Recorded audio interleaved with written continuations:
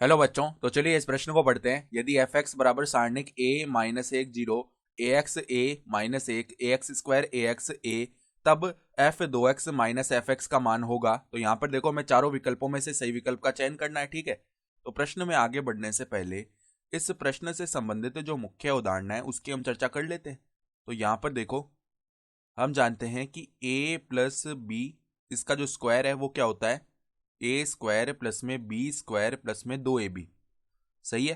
तो अब देखो, हमारे पास जो एफ एक्स का मान है वो क्या दिया हुआ है, एफ एक्स बराबर में है हमारे पास सारणिक, और इसके अंदर है a माइनस एक जीरो, ये तो पहली पंक्ति है। दूसरी पंक्ति में देखो ए एक्स ए माइनस एक, और तीसरी पंक्ति में है ए एक्स का स्क्वायर ए एक्स और a, ठीक है।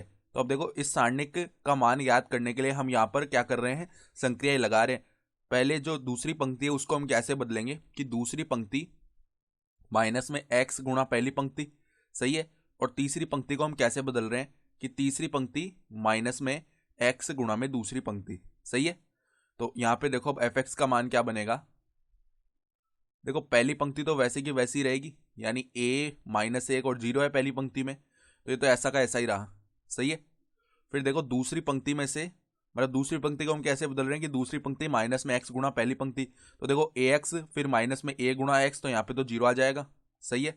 फिर a माइनस में क्या होगा, x गुणा माइनस एक, ठीक है, जो कि प्लस का x बन जाएगा, तो यहाँ पे a प्लस एक्स आएगा ना, तो इधर आ गया a प्लस एक्स।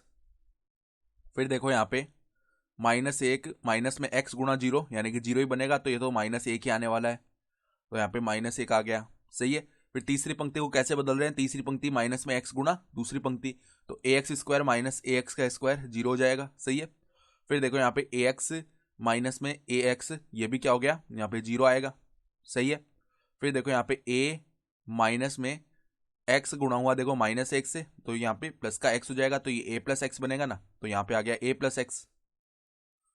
तो ये आ गई सारणिक। अब इसका हम प्रसार कर लेते हैं तीसरी पंक्ति के अनुदिश, तो केवल a प्लस एक्स का पद आएगा, क्योंकि ये जीरो जीरो है तीसरी पंक्ति में, तो a प्लस एक्स, और इसके गुणा में देखो क्या आ जाएगा, a गुणा होगा a प्लस एक्स से, तो a स्क्वायर प्लस में ए एक्स, और इधर देखो जीरो बन जाएगा, सही है, ये पद आ गया। तो अब देखो यहाँ से इसको हम अंदर गुणा करें, तो a को हम बाहर ले सकते हैं उभयनिष्ठ, सही है। तो a को जैसे ही उभयनिष्ठ लिया, तो यहाँ पे a प्लस एक्स तो ऐसे ही रहा, और यहाँ पे क्या बच जाएगा, a प्लस एक्स, तो a प्लस एक्स गुणा ए प्लस एक्स का स्क्वायर हो गया, तो a गुणा ए प्लस एक्स का स्क्वायर आ चुका है हमारे पास। ये एफ एक्स का मान है, हमें सवाल में मान पूछा एफ दो एक्स माइनस एफ एक्स का, तो देखो एफ दो एक्स माइनस में एफ एक्स का मान लिखेंगे। तो एफ दो एक्स का मतलब क्या है, यहाँ पर एक्स के स्थान पे दो एक्स रख दो, तो a गुणा में a प्लस दो एक्स का स्क्वायर, माइनस में देखो एफ एक्स का मान क्या है, a गुणा में a प्लस एक्स का स्क्वायर। तो यहाँ से a को तो बेनिस्ट कर लिया, अब अंदर हम स्क्वायर खोल लेते हैं। तो देखो यहाँ पे a स्क्वायर प्लस में चार एक्स स्क्वायर प्लस में दो दूनी चार ए एक्स हो जाएगा, सही है। फिर माइनस में इधर a square minus x square minus में दो ए एक्स आएगा, सही है। तो a स्क्वायर से माइनस का a स्क्वायर शून्य हो गया, चार x square minus x square हो जाएगा तीन एक्स स्क्वायर, तो a गुणा में आ गया तीन एक्स स्क्वायर। फिर देखो चार ए एक्स माइनस दो ए एक्स प्लस का दो ए एक्स आ जाएगा, सही है, ये पद बन चुका है।